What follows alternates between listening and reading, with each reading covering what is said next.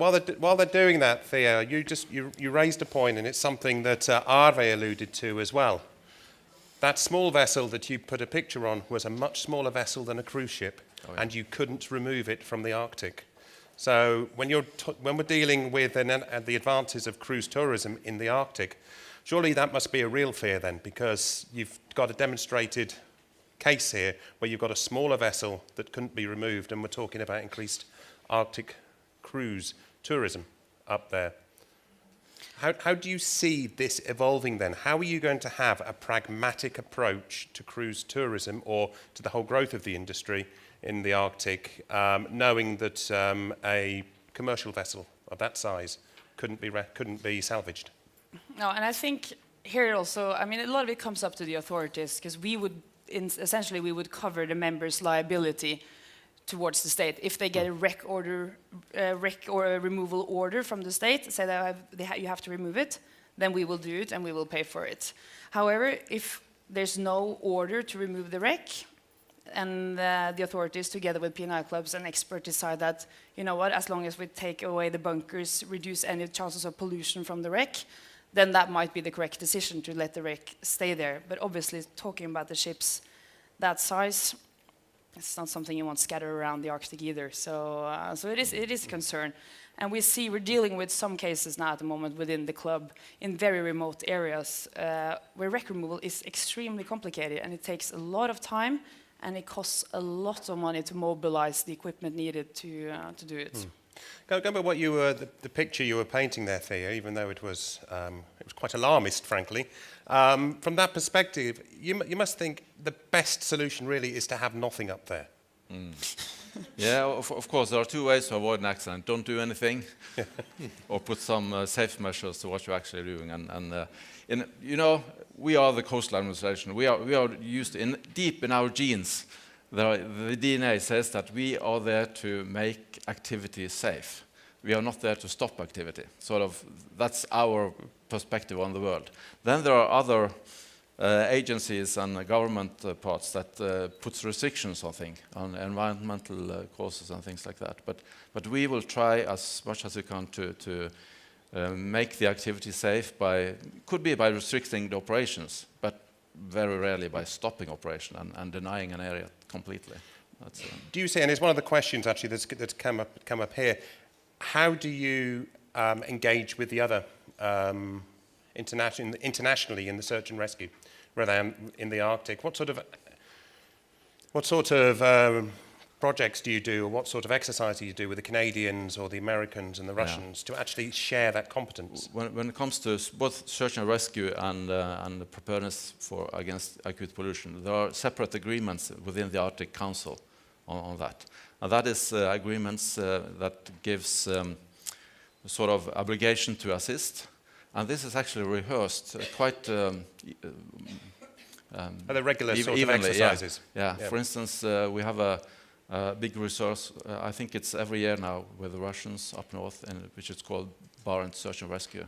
So it's a very, I think it's the only way to actually show that you can make a difference when it really counts.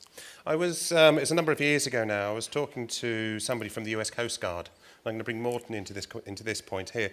And they were doing a simulated evacuation of a standard at that time. So it was about 8 years ago, so it must have been only about 4,000 people.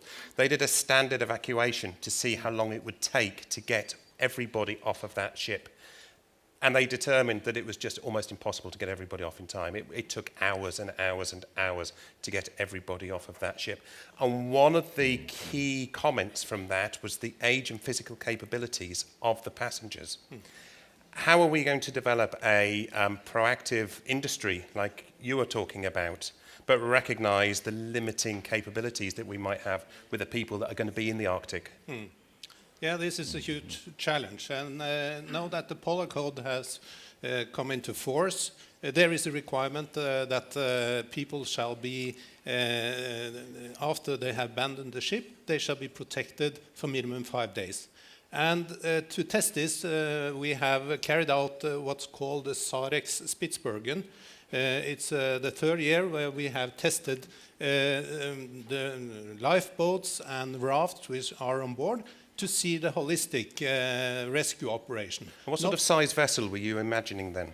Yeah, here we just tested one lifeboat Okay. and how that works to see how long it's possible to survive. And the results were alarming. We are far from 5 days. But also evacuating that number of persons on a cruise ship, I don't think we would like to see the results of such a test. It's kind of alarming, so if anybody's thinking about taking an Arctic cruise, take your own lifeboat. I think that's part of the message. But do you see, you mentioned the Polar Code, and I think, Thea, you referenced the Polar Code here as well that came out of the IMO a few years ago. Now, I got the impression that was the first iteration of the Polar Code. Can you tell me if there's any further work going on now to strengthen the Polar Code? Yes, this is the first one, and I think it's very important to have this in place now, because this is a minimum requirement to all. Before you could enter into polar areas with a regular ship that you use outside polar areas. So now we have got minimum requirements, but of course there are issues there that need to be further developed, like testing equipment down to lower temperatures. That is a huge challenge.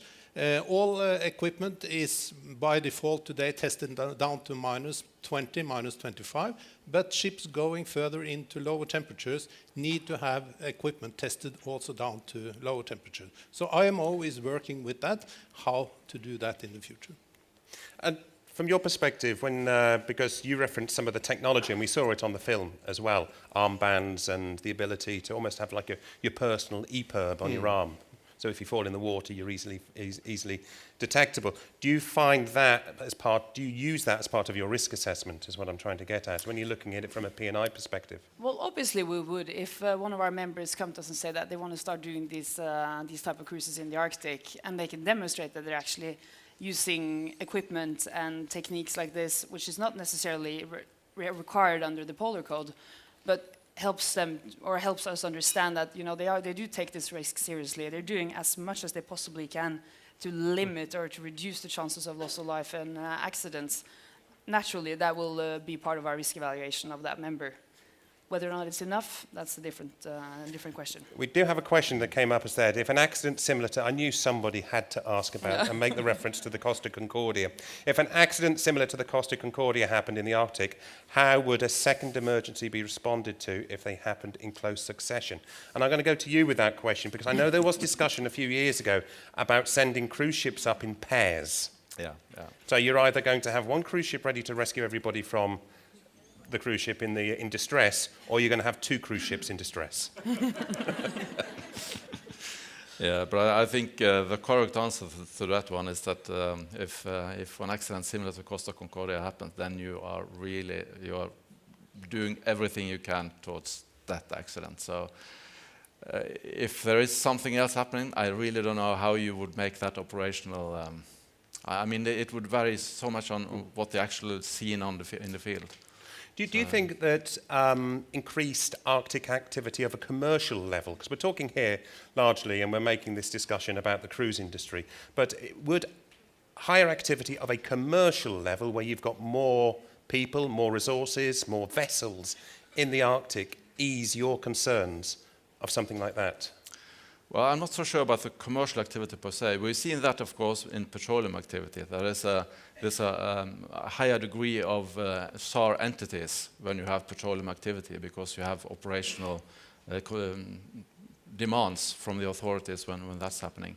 So we see that there. I don't know how that would come on commercial activity. What do you see about that sort of, not so much of a crossover, but being able to utilize some of the commercial activity, the oil and gas sector, and what they might have by way of provisions in the Arctic when you're looking at the risks of a cruise? When we look at the AIS plot, we see that the vessels are not going randomly around in the polar areas. They are following, going into more or less the same ports and areas. So they are following the same areas. So there will be ships in close by. But large cruise vessels are not built for safely and fast removing people from one vessel and taking them on board another one. And if you have a tough weather condition, that will be quite challenging. there was somebody that gave me a lovely quote a few years ago. It's a merchant sailor who had been in the Arctic a lot, a captain that had been in the Arctic a lot. And his line was very simple. As merchant sailors, we go into the Arctic to avoid the ice. Cruise ships go in the Arctic to get as close to it as they can take a photograph of it. Yeah. It's a completely different sort of approach to the risk portfolio.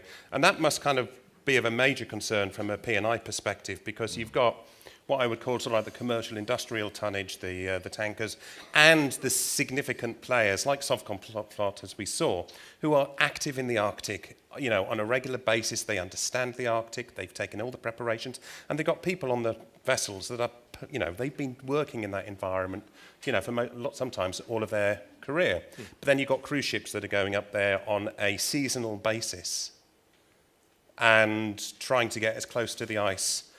You know, I'm almost begging the question, do you need to force every single tourist to come with a telephoto lens? You know, how do you sort of, again, it comes down to that, how are we going to share that sort of, that risk, and how do we move forward with this? Because I don't see these cruise ships backing away, really. No. And I mean, it's funny it's Costa Concordia is being brought up, because that's the worst that can happen, is that you get a Costa Concordia captain on board a cruise ship in the Arctic who just wants to go a little bit closer, just to show off a little bit. And it is extremely dangerous in these areas. And I thought it was quite funny this morning when someone asked, you know, have you guys been on a polar cruise? Yes, no. Or would you like to go on one? Yes, no. And then would you not do it because of environmental reasons and more of that? And I was sitting there and I said, no, I wouldn't do it because of the risk. I mean, it's you know, I think it's a big issue, and we're going to support it. We're going to support our members who wants to go and trade in the Arctic, whether or not it's cruise line or not. But we need to know that they are prepared to do so, that they're aware of the risk, that they're following all the necessary statutory requirements, and above that as well. Thea, Morten, Arve, thank you very much for this panel. Thank you. If we could say thank you to them.